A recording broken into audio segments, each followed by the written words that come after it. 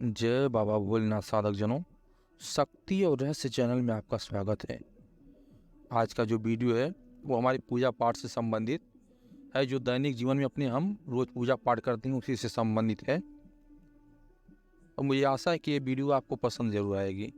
यदि आपको वीडियो पसंद आए तो कृपया चैनल को सब्सक्राइब कीजिएगा, बेल आइकन दबा दीजिएगा ताकि जो भी नया वीडियो है उसका नोटिफिकेशन आपको मिलता रहे। देखिए, एक गृहस्थ परिवार, एक साधारण परिवार जो रोज़ पूजा पाठ करता है वो तीन प्रमुख प्रकार से करता है। अन्य लोगों की छोड़ दिए, किसी तांत्रिक, किसी ओझा सोखा, किसी शमशान में पूजा करने वाली बात को छोड़ दीजिए। हम एक गृहस्थ की बात कर रहे हैं।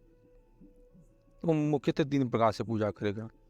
एक तो आप स्नान किया, 2 अगरबत्ती जलाया और कोई भी देवी देवता का स्थान है या फिर फोटो है वहाँ पे अगरबत्ती घुमाया, उनका नाम लिया, आंख बंद के करके 1 मिनट आधा मिनट ध्यान किया, अगरबत्ती वहाँ पे लगा दिया, अपने काम में चला गया। एक तो एक साधारण पूजा हो गई रोज।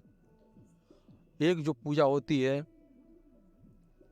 तो हम 10 मिनट, 15 मिनट, 20 मिनट, आधा घंटा समय देते हैं बैठ करके पूजा पाठ में। एक तो एक पूजा हो गई।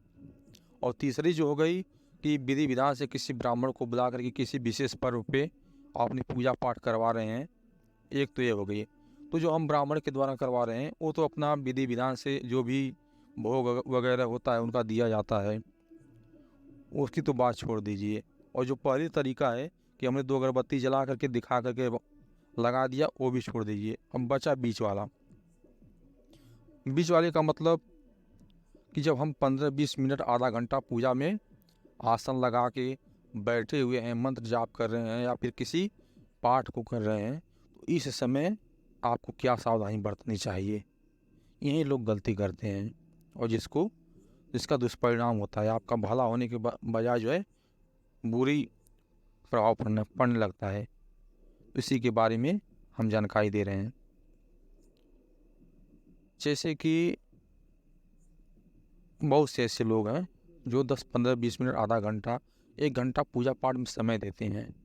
किसी के मंत्र का जाप करेंगे या फिर किसी शक्ति के जो पाठ होते हैं, जैसे मान लीजिए कि दुर्गा सप्तशती का पाठ हुआ, सिद्ध कुंज का सूरत का पाठ हुआ, इस पाठ को करते हैं।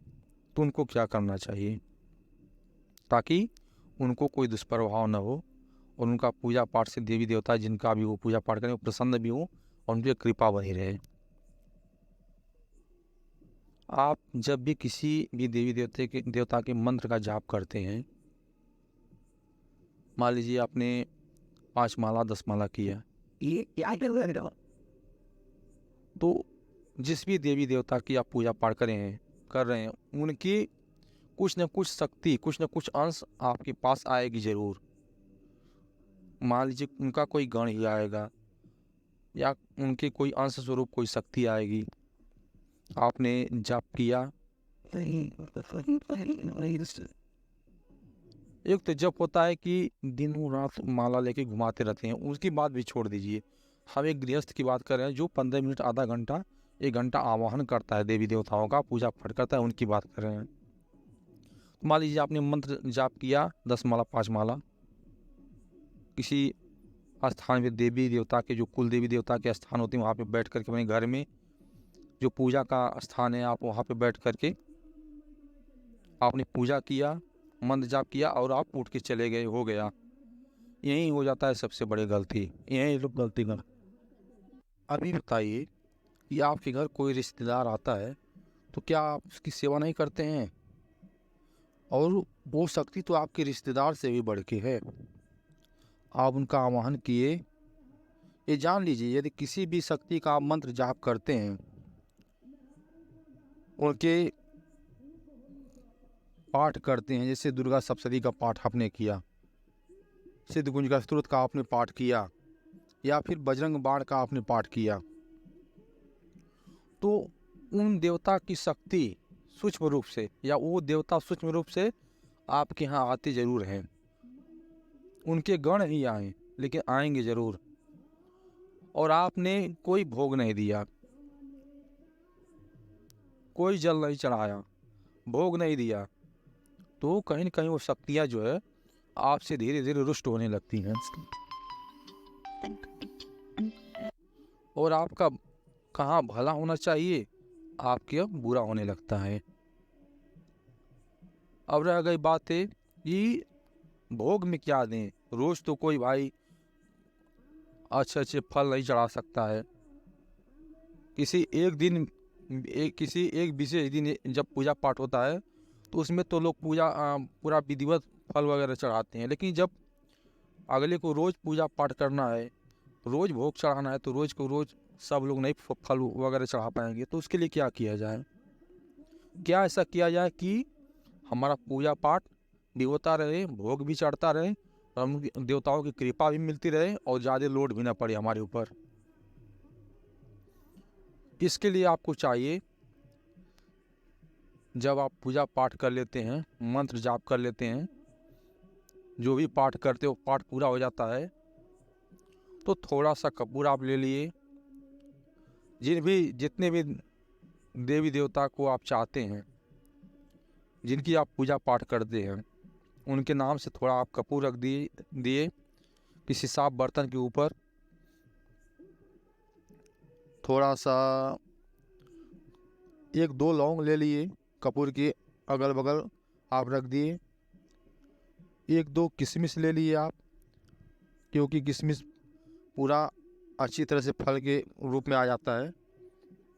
उसको आप रख दिए और कपूर जला दीजिए और इस तरह से रखना है किशमिश को और लौंग को, ताकि जो कपूर की ज्वाला है उससे उसका कुछ हिस्सा ज़रूर जल जाए।